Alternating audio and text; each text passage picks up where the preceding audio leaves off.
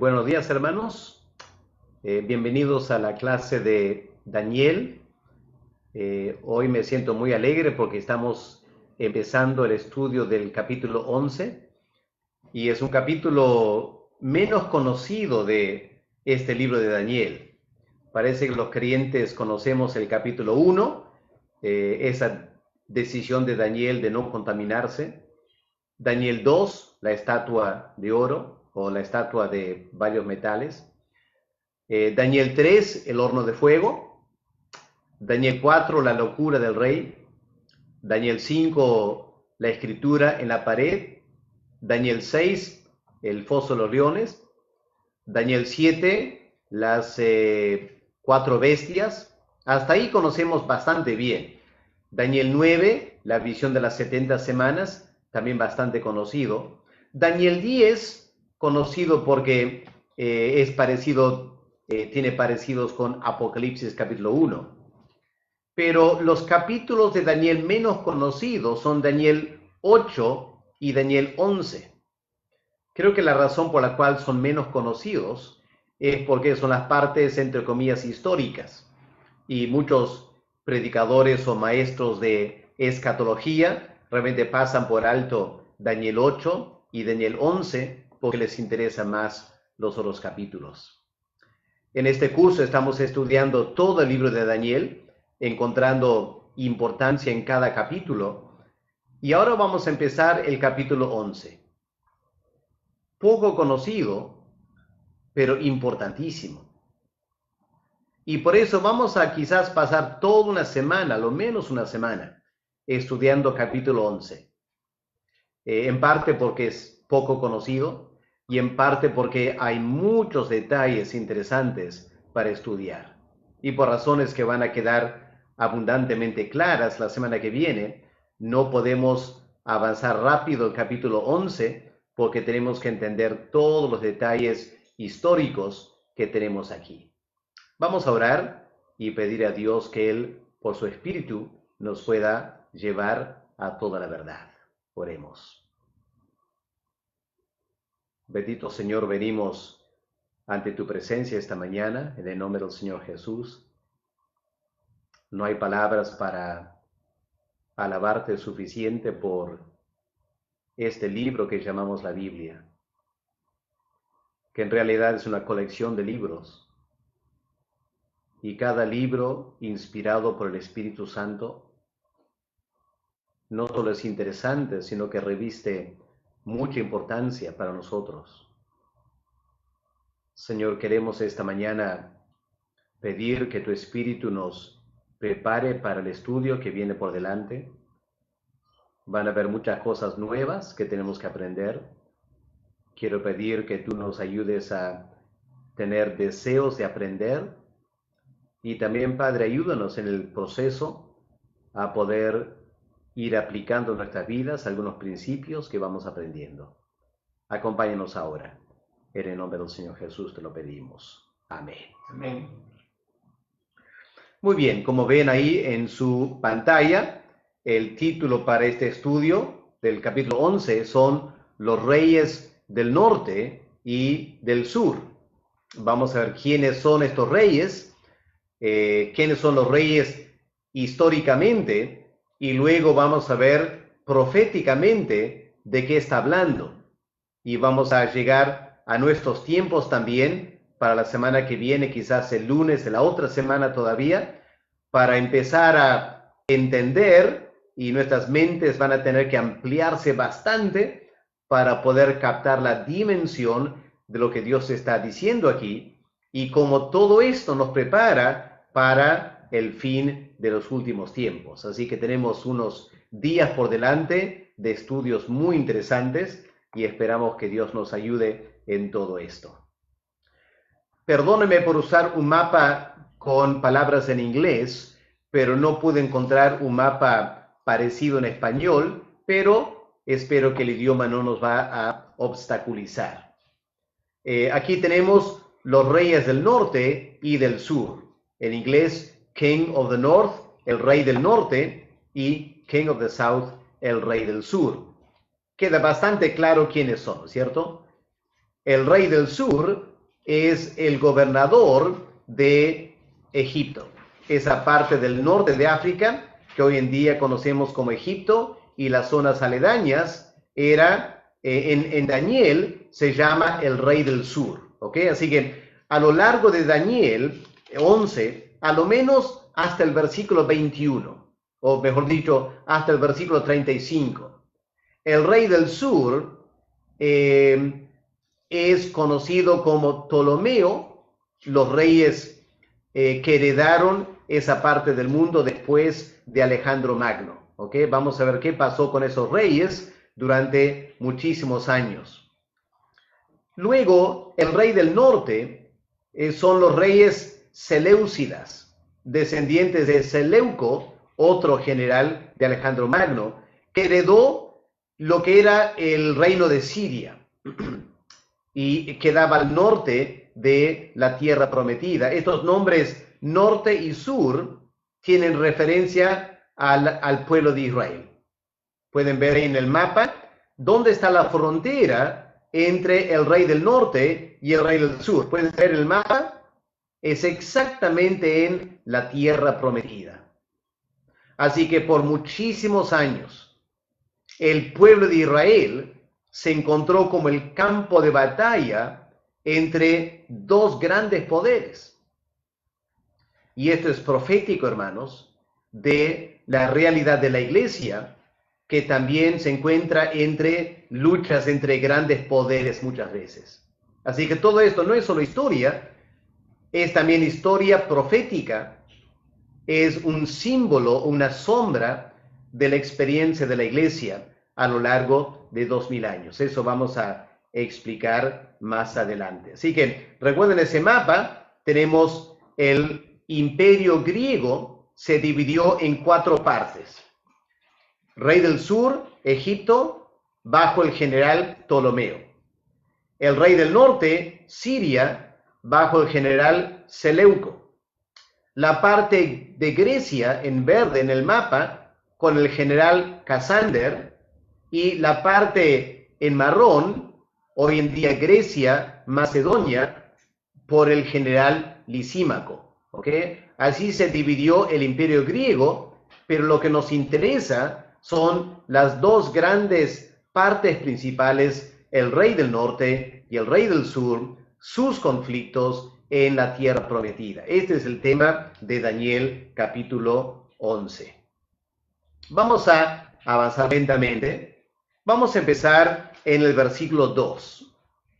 El primer versículo del capítulo 11 en realidad es la parte final de la visión que Daniel tuvo en el capítulo 10. Pero nos hace recordar que todo lo que estamos escuchando en el capítulo 11, ¿de quién viene? De los labios del Hijo de Dios. Si hemos identificado correctamente la persona que está hablando con Daniel en capítulo 10. Así que estamos hablando de las palabras del ángel de Jehová que guió al pueblo de Israel cuando salieron de Egipto. Estamos hablando también de las palabras que habló ese hombre con la espada desenvainada que se manifestó a Josué antes de la conquista de Jericó. Estamos hablando de la persona que habló con David y con Salomón, prediciendo la venida del Mesías. Estamos hablando de aquella persona que se manifestó a Isaías en capítulo 6, a Ezequiel en capítulo 1, a Jeremías en su llamado. Hermanos, ¿entendemos? A lo largo del Antiguo Testamento, el Verbo, la segunda persona de la Trinidad, es el que se estaba manifestando desde el tiempo de Abraham en adelante hasta Malaquías. Es él que está hablando aquí. Por eso en versículo 2, cuando leemos, ahora yo te mostraré la verdad, está hablando el eterno Hijo de Dios, que se encarnó en el bebé Jesús de Nazaret, nuestro Salvador. Así que el capítulo 11 es precioso porque es el mismo Señor enseñando y hablando al hombre Daniel. La primera parte de esta revelación tiene que ver con el imperio de Persia. Recordemos la fecha de esta profecía. Capítulo 10, versículo 1. ¿En qué momento histórico estamos hablando? El año tercero del rey Ciro, el rey de Persia. ¿Se acuerdan por qué Daniel estaba orando, tan afligido por 3 semanas? Porque el templo en la tierra prometida no se estaba reconstruyendo. Empezaron bien, los samaritanos impidieron la obra se paralizó y Daniel se pone a orar. El mensaje de Dios en capítulo 11 es muy importante, hermanos. Es toda una lección para Daniel. No era precisamente lo que Daniel esperaba. Yo creo que a la luz de Daniel capítulo 1, que Dios contestó inmediatamente a Daniel, él esperaba una respuesta también inmediata y esperaba, me imagino, una respuesta alentadora en cuanto a la reconstrucción del templo. ¿Y saben qué? Aquí no dice nada del templo. A lo menos no dice nada del templo que estaban reconstruyendo ahora. ¿Por qué? Porque básicamente Dios le dice a Daniel lo que creo que muchas veces nos quiere decir a nosotros también. Cuando nos afligimos por algo y vamos a pedir a Dios ayuda. Dios con mucho amor nos dice, hijo, te entiendo tu carga, pero ¿sabes qué? Tu carga es muy pequeña. Yo necesito abrir tu mente a un panorama mucho más grande para que tú dejes atrás las pequeñeces que te preocupan, porque yo quiero mostrarte el panorama grande. Y esto es lo que Dios hace aquí para Daniel. Le abre la mente y diciendo, Daniel, yo estoy preocupado por algo mucho más que ese pequeño templo que están queriendo reconstruir en Palestina. Yo sé que lo hacen por amor a mí, pero necesito que tú entiendas que yo estoy en otro plano. Yo estoy en otro nivel, pensando de otras cosas, no solo de mi templo en Jerusalén. Lo primero que Cristo le dice a Daniel en versículo 2 tiene que ver con el imperio persa que recién está empezando. Porque recién estamos al inicio del imperio persa que acaba de conquistar al imperio de Babilonia. ¿Qué es lo que Cristo le dice? ¿Qué es lo que el Hijo de Dios le dice a Daniel? Yo te mostraré la verdad. He aquí, aún habrá 3 reyes en Persia, y el cuarto se hará grande. Así que vamos a ver si hacemos sumas. Daniel está viviendo durante el reinado de Ciro, ¿no es cierto? El Hijo de Dios le dice, después de Ciro van a haber 3 reyes más. Y luego va a haber un cuarto. Así que sumando, hay un total de 5 reyes, ¿no es cierto? Aquí está en la pantalla los 5 reyes con las fechas para que puedan tomar conocimiento. Daniel está viviendo al comienzo, a lo menos el 3er año del reinado de Ciro. Ciro va a reinar del año 537 al año 529. No muchos años, menos de 10 años era su reinado. Claro, Daniel probablemente murió durante el reinado de Ciro. Luego, el imperio fue heredado por su hijo, llamado Cambises. Él reinó 7 años, del año 529 al 522. Luego entró Esmerdis, siguiendo la línea, la dinastía. Él reinó un año nomás, 522 a 521. Ustedes tendrán que leer Historia Universal para ver los detalles, porque la Biblia no le interesa estos reyes. No le interesa ni Cambises ni Esmerdis. ¿Por qué? Porque básicamente ellos no hicieron mucho por el reino de Dios. Pero entra Darío el Grande. Ahora, Darío el Grande es importante porque este fue el rey o el emperador de quien Nehemías fue el copero. ¿Se acuerdan de Nehemías? Claro, en la Biblia tiene otro nombre, pero la historia lo conoce como Darío el Grande. Él es mencionado como el hombre que ordenó que Nehemías vaya para reconstruir el templo en la ciudad de Jerusalén. Eso voy a confirmar una duda, entra ahora en mi mente. Vamos a hablar de eso en un momento. No, Darío fue el que permitió la reconstrucción del templo. El templo se paralizó por 16 años. Luego la Biblia indica que dos profetas, Ageo y Zacarías, profetizaron para reanimar la reconstrucción del templo. Así que la reconstrucción del templo se dio bajo el reinado de Darío el Grande. Me equivoqué en la historia. Darío el Grande, responsable por ordenar y permitir la reconstrucción del templo en la tierra prometida. Por eso él es interesante para nosotros. Luego viene Jerjes. Jerjes es el cuarto rey mencionado aquí en el libro de Daniel 11, el versículo 2. Quiero que noten los detalles que Dios el Hijo le revela a Daniel acerca de Jerjes el primero, que en la Biblia va por el nombre Asuero. Lo voy a explicar en un momento. ¿Qué dice aquí?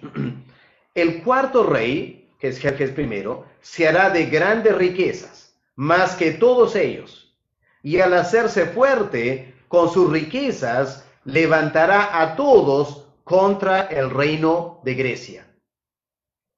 Así que está hablando de un momento de tensiones militares cuando el rey de Persia, habiendo ya conquistado Babilonia y Egipto, ahora pone su mirada en conquistar a Grecia y ataca a Grecia.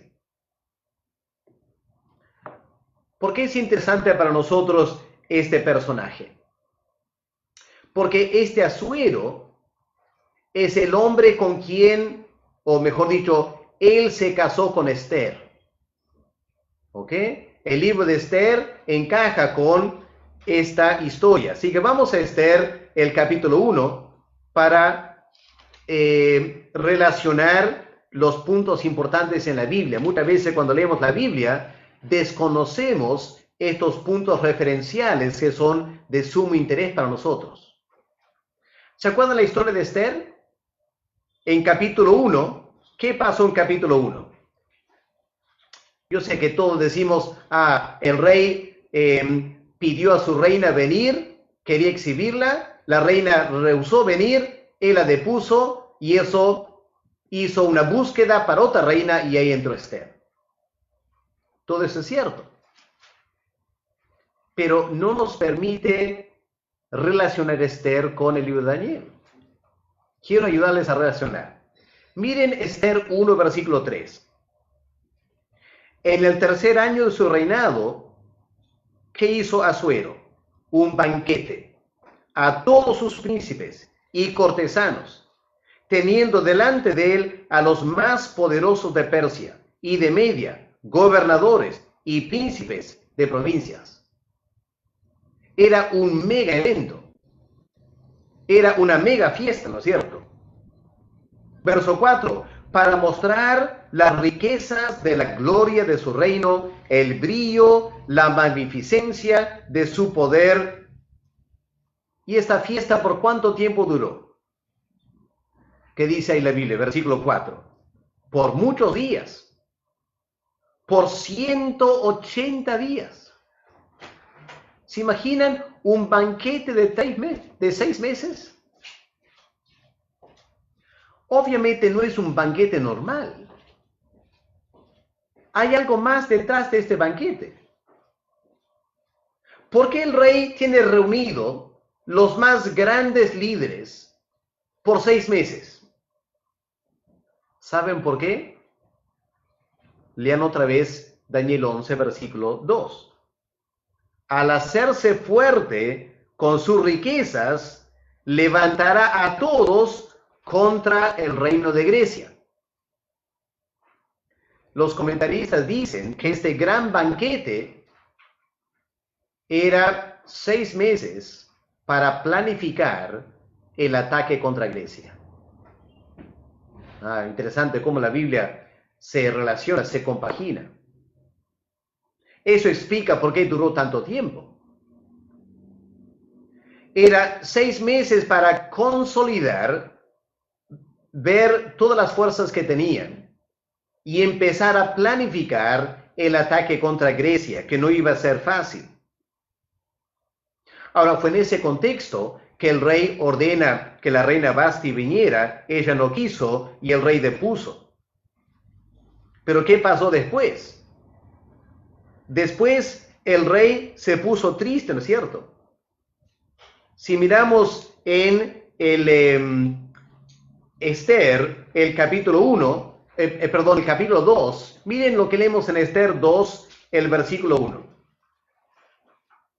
Pasada estas cosas, sosegada ya la ira del rey de Asuero, se acordó de Vasti y de lo que ella había hecho y de la sentencia contra ella. Y dijeron los criados del rey, sus cortesanos, busquen para el rey jóvenes, vírgenes, de buen parecer. Noten ese detalle, hermanos. La idea no era del rey. El rey no tuvo la idea de buscar una reina. Los cortesanos le sugirieron al rey esta búsqueda. ¿Qué está pasando aquí? El rey estaba totalmente desanimado, desganado.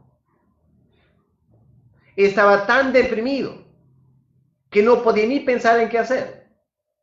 Y los cortesanos le sugieren, lo que te hace falta, rey, es una reina. La pregunta sería, ¿por qué un rey con vasta riqueza está tan desanimado? ¿Por qué empieza a extrañar a Vasti? ¿Por qué necesita una reina? Porque perdió la guerra contra Grecia. La historia dice que él llevó un ejército enorme a pelear contra Grecia y todos pensaron que él iba a barrer con Grecia. Fue derrotado, perdió su ejército y volvió totalmente deprimido. Ese es el contexto en que entra la reina Esther.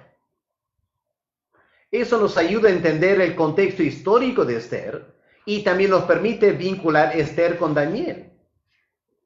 Porque aquí leemos en Daniel 11, verso 3. Él, al hacerse fuerte, se levantará a todos contra el reino de Grecia, pero no va a tener éxito.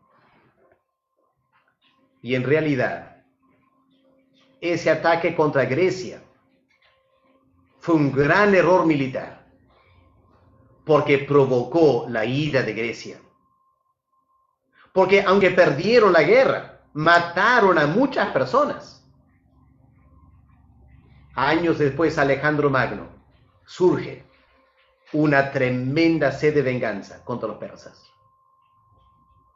Así que este hombre Asuero tomó esta decisión equivocada y puso las bases para despertar la ira de Grecia que luego lo conquistó.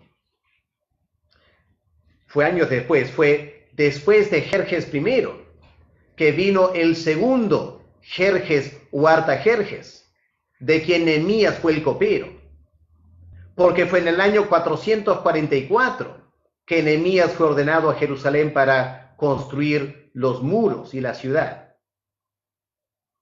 Hermanos, es muy importante cuando estamos estudiando la Biblia conocer también la historia universal, para poder ubicar en su contexto histórico todas las historias de la Biblia. El historiador bíblico no nos da toda la información, nos da las pistas, las claves, pero tenemos que investigar nosotros.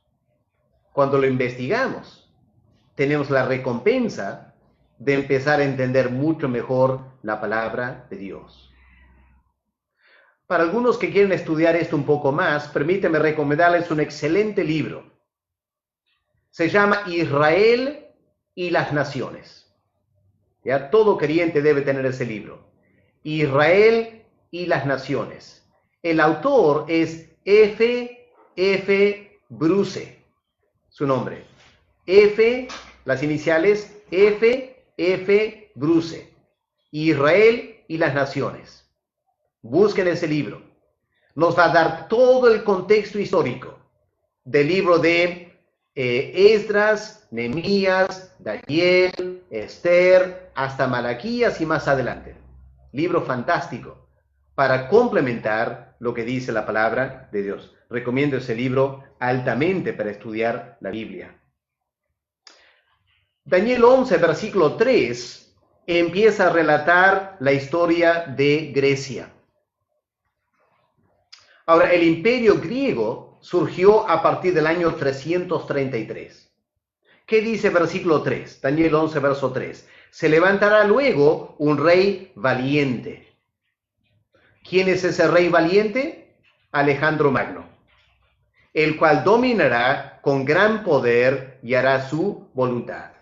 Ya hemos leído de él en Daniel capítulo 8. ¿Se acuerdan? Daniel 8, este cuerno grande del carnero, o del macho cabrío, perdón, ese es Alejandro Magno, aparece brevemente en Daniel 11, el versículo 3. Pero versículo 4 detalla la manera que este rey Alejandro Magno muere sin herederos y el tremendo imperio se divide en 4.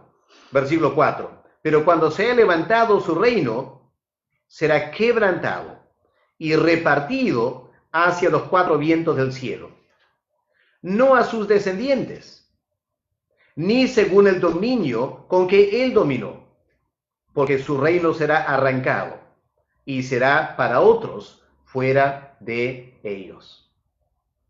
Estos 4 vientos representan los 4 generales. En Daniel 7, la tercera bestia, como leopardo, tenía 4 cabezas. Ahí están los 4 generales. En Daniel 8, cuando se quebranta el cuerno mayor, aparecen 4 cuernos pequeños en el macho cabrío, estos 4 generales. Aquí es la figura de 4 vientos, pero es lo mismo. Los 4 generales que reemplazaron a Alejandro Magno. Pero si avanzamos un poco más, versículos 5 y 6 hablan de 2 reyes. Versículo 5, el rey del sur.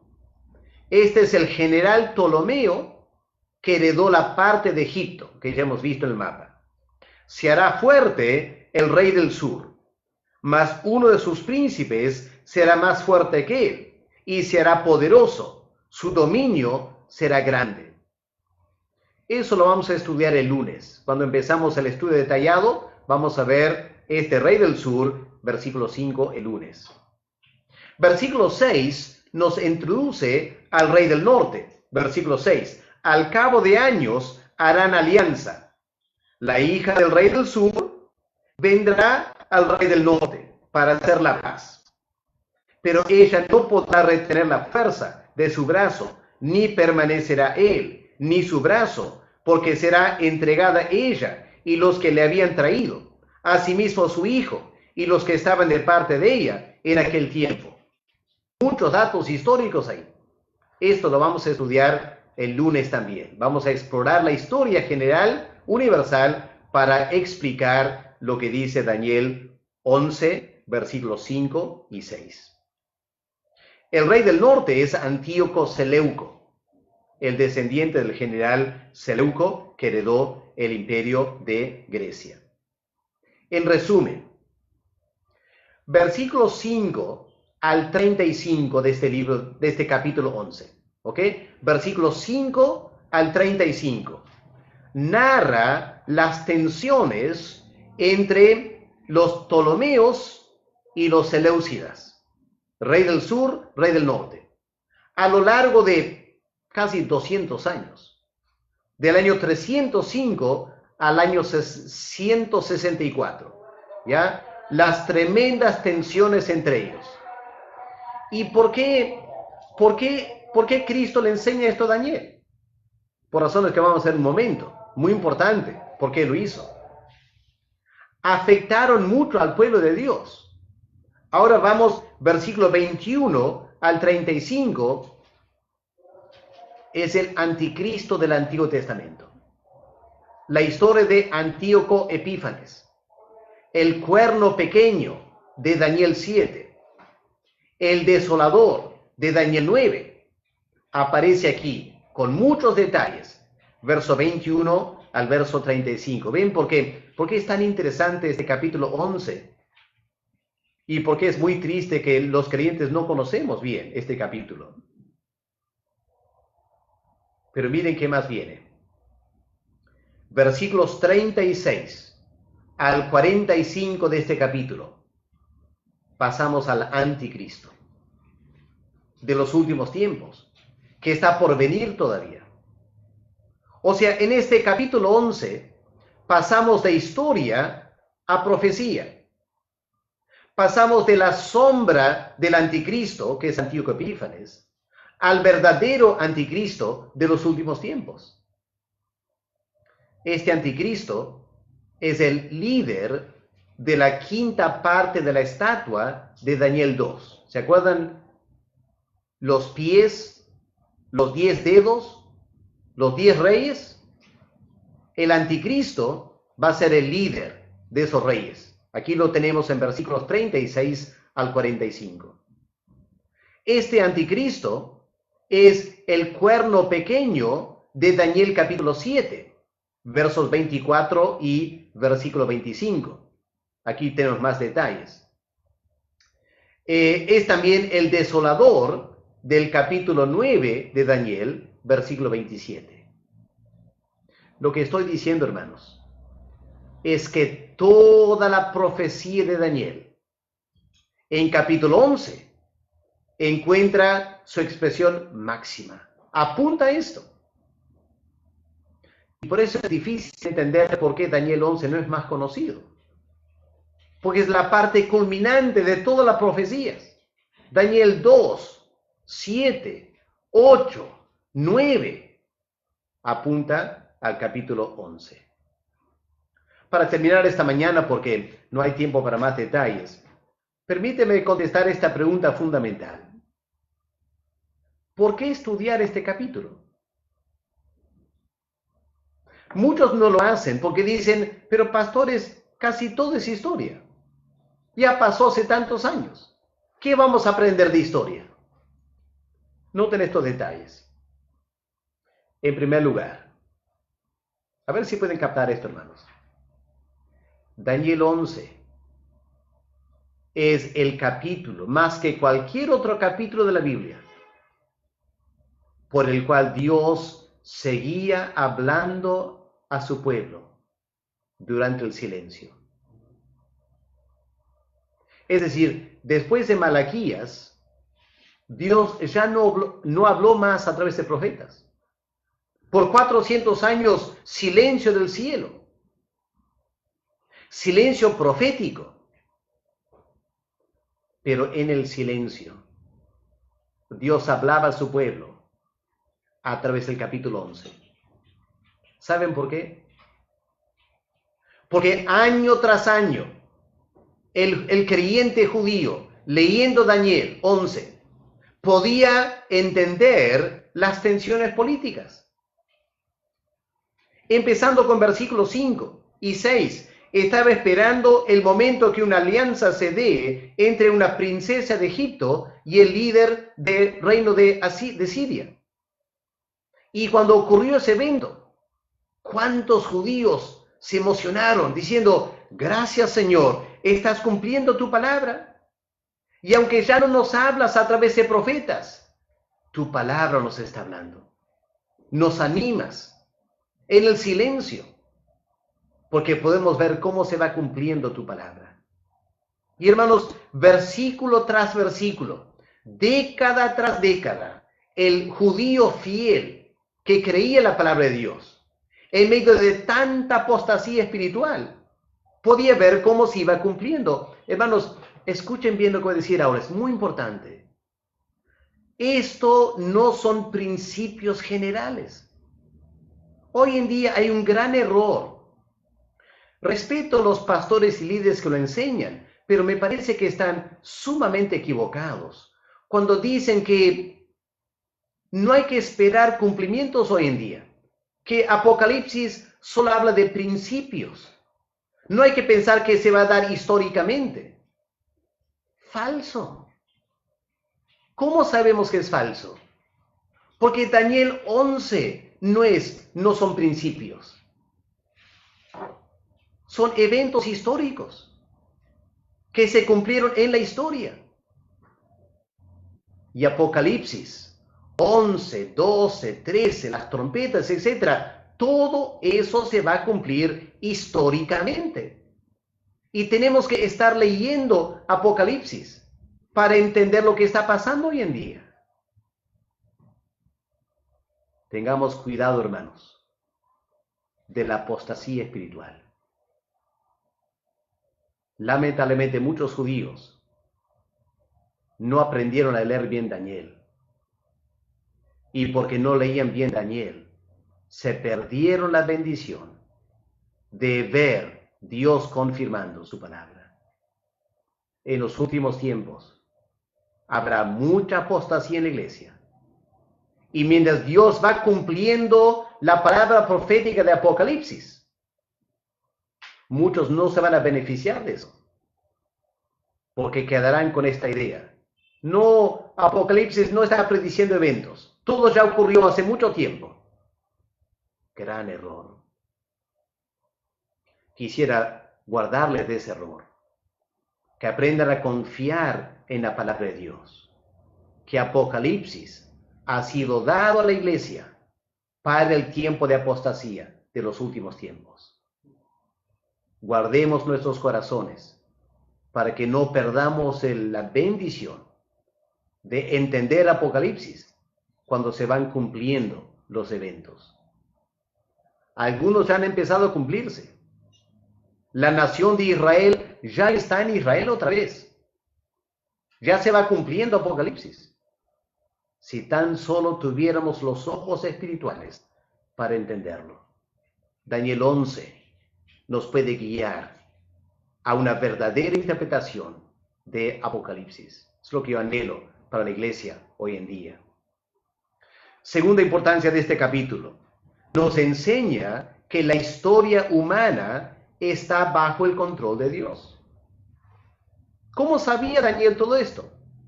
¿Cómo pudo Daniel escribir cientos de años antes el matrimonio entre la princesa del rey del sur y el rey del norte? ¿Cómo podía saber Daniel eso? 200 años antes, 300 años antes. Porque Dios está en control de la historia. Y Dios revela su historia a su pueblo. Es lo que tenemos en Apocalipsis, hermanos. En capítulo 6 de Apocalipsis, el rollo de la historia humana es entregada a Cristo. Y Cristo empieza a desarrollar la historia humana, claro, en forma simbólica, que hay que saber cómo interpretar, pero es la historia. Apocalipsis 6 en adelante es tan histórico como Daniel 11. No perdamos la bendición. Dios está en control. no solo de principios, sino de eventos concretos en la historia que Él avisa a su pueblo de antemano para animarles en tiempo de apostasía espiritual. Tercer lugar, estas cosas del Antiguo Testamento fueron dadas para la iglesia, no para los judíos. Miren lo que vemos en 1 Corintios, el capítulo 10. ¿Qué es lo que el apóstol Pablo dice? De toda la historia del Antiguo Testamento, aún Daniel 11, que leemos en las Escrituras. 1 Corintios 10, versículo 11. Claro, está hablando del tiempo del Éxodo, pero se aplica a toda la historia del Antiguo Testamento. Dice, estas cosas les acontecieron a Israel como ejemplo y están escritas para amonestarnos a nosotros, a quienes han alcanzado los fines de los siglos. ¿Puedes notar eso? Han alcanzado los fines de los siglos. ¿Se acuerdan lo que leemos aquí en Daniel, en Daniel 10, el versículo 14, que comentamos ayer, Daniel 10, verso 14? He venido para hacerte saber lo que ha de venir a tu pueblo en los postreros días. O sea, los postreros días para los judíos, que es capítulo 11, tiene mucho que enseñarnos a los creyentes para sus postreros días. Es el paralelismo, hermanos, entre Israel como sombra y la iglesia como realidad. En Daniel 11 son los eventos que ocurren a la sombra Israel y están escritas para la iglesia porque estas cosas se van a repetir para la realidad de Israel, que es la iglesia. Si tan solo Dios nos diera los ojos para entender ese principio tan fundamental de las Escrituras, para que aprendamos a estudiar las historias del Antiguo Testamento, no solo como historias, sino para aprender cosas para la iglesia. Porque para eso está en la Biblia, hermanos. El Antiguo Testamento fue dado para la iglesia, para que la iglesia se prepare para los últimos tiempos. Aquí está, 1 Corintios 10, versículo 11. Y para entender lo que está por venir. Termino con esto, hermanos. El mismo Cristo que reveló a Daniel, capítulo 11, es el que habló a los discípulos en Mateo 24. Y en Mateo 24, el mismo Verbo, el Hijo de Dios, encarnado, dijo a los discípulos, citando el capítulo 11, hablando de la abominación desoladora de la cual habló Daniel. Fascinante eso. Aquí en Daniel 11, el Hijo de Dios, antes de la encarnación, habla de la abominación desoladora. Lo vamos a ver la semana que viene. Y cuando ese mismo Hijo de Dios se encarna 500 años antes y habla no a Daniel, sino a los apóstoles, hace referencia a este capítulo, cuando habla de las señales de los últimos tiempos en Mateo 24. La Biblia es una sola, hermanos. Tenemos que conocer bien toda la Biblia para que entendamos bien lo que está diciendo la palabra de Dios. Para mí, hermanos, es un enorme privilegio poder estudiar la palabra y tratar de ayudarles a entender la palabra. Espero, mi oración es que el Espíritu Santo nos acompañe en este proceso, para que ustedes que están escuchando puedan captar estas cosas tan importantes, que emocionen su corazón, para que sigan estudiando. Yo ya tengo mis años. Ustedes, la mayoría, son más jóvenes. A ustedes les va a tocar ver mucho más de esto cumpliéndose. Yo solo veo el inicio. En los siguientes 20, 30 años, ustedes los van a ver mucho mejor que yo. Espero que estén preparados. Yo trato de servir a la iglesia indicando que enseña la Biblia. Que la siguiente generación aprenda bien, porque va a ser muy importante. La apostasía se nos viene. En cierto sentido, Dios va a dejar de hablar, pero las Escrituras seguirán hablando a aquellos que la creen y a aquellos que la saben entender. Dios nos ayuda, hermanos, a prepararnos para los tiempos del fin. Lo dejamos ahí, hermanos, esta mañana. Tomamos un par de días para descansar. El lunes volvemos para empezar a desarrollar qué pasó entre el rey del sur y el rey del norte. Vamos a estudiar mucha historia, muchos datos, para confirmar que Dios está en control. Y todo nos va a llevar poco a poco al anticristo del Antiguo Testamento. ¿Por qué surgió? Porque el pueblo de Dios cayó en apostasía. ¿Por qué va a venir el anticristo? Porque la iglesia va a caer en apostasía. La apostasía ya está empezando. Tenemos que aprender de la historia para prepararnos para el futuro. Vamos a orar. Padre Celestial, gracias por tu palabra, que en medio de tantas ideas humanas podemos pisar tierra firme en tu palabra, porque aquí está la inamovible roca de revelación espiritual, dada a tu siervo Daniel, que podemos ver con total claridad cómo se cumplió al pie de la letra, no solo principios, sino hechos concretos, y nos prepara para el anticristo que está por venir todavía. Padre, danos ojos espirituales para entender estas cosas, que no perdamos la bendición que tú has prometido para nosotros en tu palabra. En el nombre del Señor Jesús te lo pedimos. Amén. Amén. Amén, hermanos, que tengan un buen fin de semana. En la voluntad de Dios nos vemos otra vez el lunes.